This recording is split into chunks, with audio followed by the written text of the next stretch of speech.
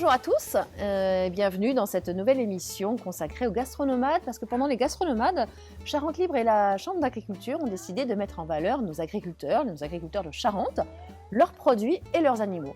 Et aujourd'hui, nous commençons avec la famille Van der Velden. Nous sommes avec Cathy. Alors chez les Van der Velden, ils sont très nombreux, il y a le papa, la maman, 5 enfants, dont 4 fils dans l'exploitation. Et vous, Cathy, vous vous occupez alors plus particulièrement des animaux.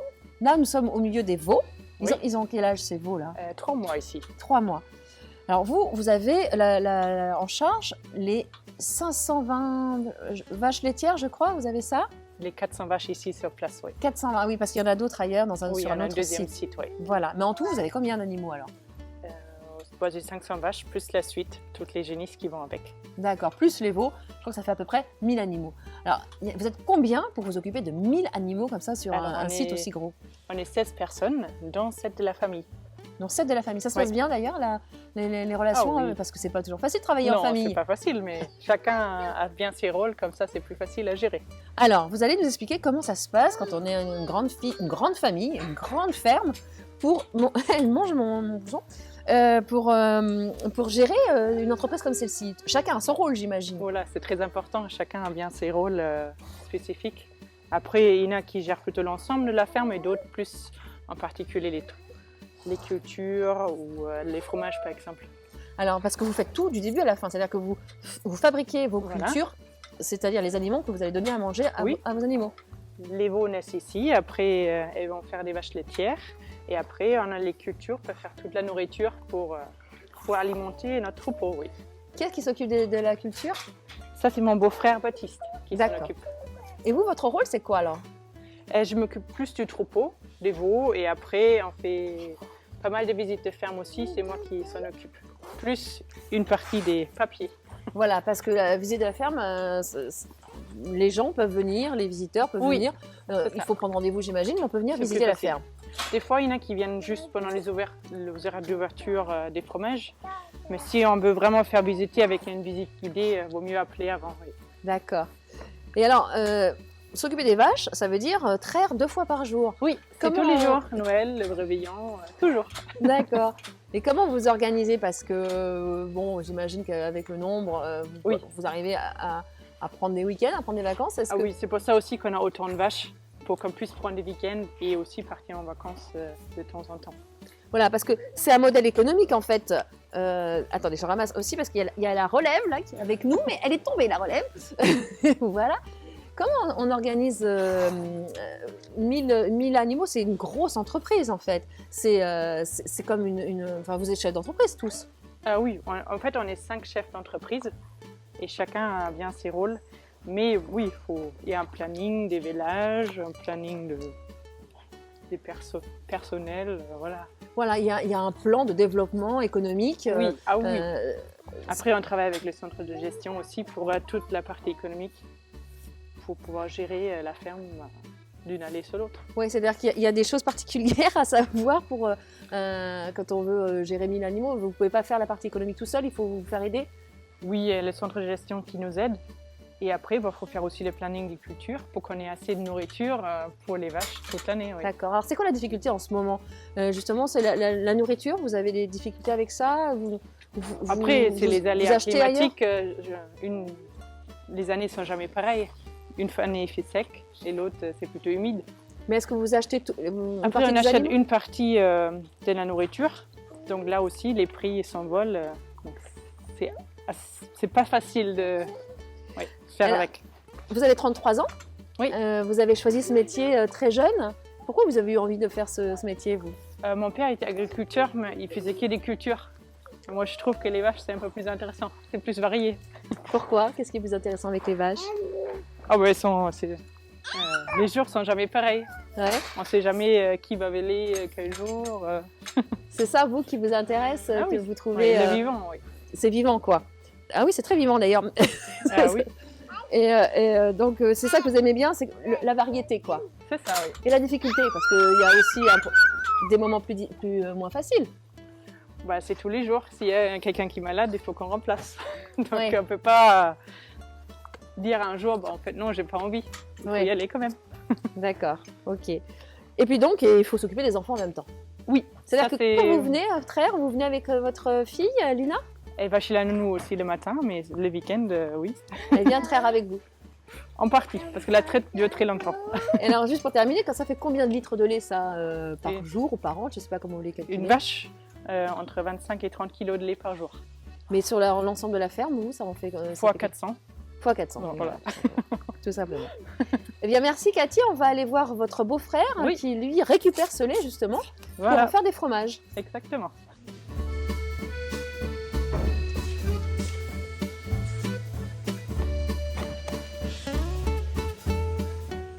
Alors, dans la famille Van der Velden, maintenant, nous sommes avec Vincent, le plus jeune des fils. Vous avez 23 ans. Oui.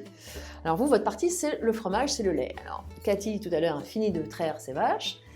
C'est vous qui récupérez le lait dans le laboratoire, et puis ensuite, vous en faites des fromages que vous stockez ici, dans cette cave. Ouais. Expliquez-nous combien il y a de fromage autour de nous. Combien de fromage? C'est une bonne question, là, tout de suite. Il y a en gros 1 mois et demi de stockage de fromage. Entre le moment où il rentre et le moment où il sort. Et sachant que par jour, on fait environ 25 fromages. D'accord, 25 fromages par jour. Ouais. Alors, C'est- quel type de fromage Eh ben, c'est des fromages comme ici, en fait, c'est des fromages qui font environ 1,2 kg, 1,3 kg. On en a 4 différents. On a la tome nature, la tome au cumin, la tome fenugrec et la tomette. La tomette qui est une petite tome. Voilà. Et la recette Ah, la recette est secrète. La- Mais c'est une recette familiale. Oui, enfin, ça a été fait maintenant, ça fait depuis 2005, c'est ma mère qui a commencé. Donc elle a fait la partie fromagerie, puis on a toujours continué à faire ça, on fera toujours un petit peu plus pour arriver aujourd'hui et ici. Alors, comment dans la famille chacun choisit son rôle? Vous avez choisi le fromage, ou alors on vous a dit, bon, bah, toi, maintenant, c'est toi qui fais du fromage Moi, c'était un petit peu indécis jusqu'en gros mon BTS, et après il y a eu le Covid, et pendant le Covid, pour m'occuper, j'étais aux fromageries, où on s'occupait, voilà, fromagerie, et c'est pour ça qu'après je suis allé faire une formation en fromagerie à Aurillac. J'ai passé 1 an à apprendre les gestes, les différentes choses à savoir sur le fromage. Et puis après, j'ai fait une dernière année en commerce, où là, après, j'ai vu toutes les techniques pour mieux vendre. D'accord. Et finalement, c'est le poste qui vous plaît le plus Oui. dans la ferme? Ouais, c'est ce qui me plaît le plus, moi. Pourquoi? C'est, je sais pas, le contact avec les gens, peut-être, puis le fromage, je trouve ça plus sympa. Il est bon ce fromage? Bien sûr qu'il est bon. Alors, vous ne faites pas que les tomes, parce que là, il y Non. en a 3 autres différents, c'est des fromages frais. ça. Ouais, on a les fromages frais, donc on a les fromages frais nature, ail et fines herbes et poivre. Donc c'est les fromages frais au lait de vache. J'ai souvent l'habitude de voir des fromages frais plutôt au lait de chèvre, surtout dans la région. Mhm. Donc là, on est donc au lait de vache. Et ensuite, on a aussi des yaourts. Ah, Quelques c'est- yaourts. Une petite production de yaourts. D'accord. On a 4 parfums, le nature, le pêche, la cerise et la fraise. Vous êtes combien pour fabriquer tout ça? Bon, en soi, on est plutôt 2. Il y a Stéphane qui fabrique principalement. Puis après, je suis aussi là à fabriquer pour quand il y a besoin d'en faire un peu plus. Sinon, je D'accord. suis plutôt sur la partie en gros vente. Voilà, Les tout à l'heure, papiers. Stéphane, on l'a vu frotter le fromage, parce que Ouais. là, c'est la période où on voit il faut enlever cette pellicule, là, Ouais. et c'est ce qu'il faisait tout à l'heure, C'est ça. Stéphane. Et puis après, donc vous les vendez. Alors, on peut les trouver où, vos fromages et vos yaourts? Eh ben, nos fromages et nos yaourts, on peut les trouver principalement à la ferme. On a un magasin, on est ouvert du mardi au samedi de 10h30 à midi. Alors, la ferme, c'est sur la commune de... La commune de Lézignac-Durand. Voilà, Donc, on est situé entre Lézignac et Massignac. d'accord. Voilà. Et après, vous pouvez le trouver sur les épiceries autour de chez nous, Massignac, Chabanais par exemple, ou quelques gammes verts aussi aux alentours, en direction d'Angoulême, entre Angoulême et chez nous. Coccinelle et coquelicot, je Oui, crois, Angoulême. Coccinelle et Coquelicot aussi, magasin de producteurs. Vous pouvez trouver les fromages. Alors, vous trouverez simplement les tomes. Mhm.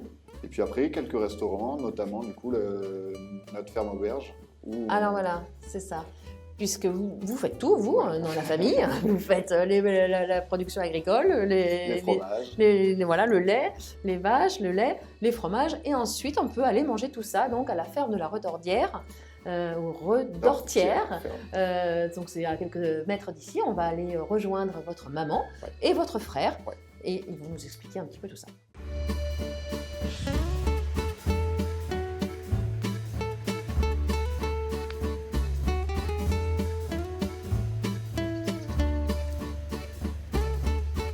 Alors, dans la famille Van der Velden, maintenant, nous sommes avec la maman, Nathalie, et le fiston, Baptiste, vous êtes le deuxième de notre Oui. fratrie. Je crois que vous avez 30 ans, ça. Oui, ça. Et ici, nous sommes, alors nous avons quitté la ferme et nous sommes au château de la Redortière. Alors, c'était quoi ce lieu avant? Je crois que c'est vous qui avez la réponse à la question. Ça faisait partie d'un domaine qui avait plusieurs fermes. Il y avait 3 fermes, donc aujourd'hui on a une de ces fermes et puis on a récupéré le château. Le Avec, château, ouais. qui appartenait avant à des riches parisiens qui venaient passer leur week-end ici. Une maison de campagne, Une oui. maison de campagne de banquiers parisiens.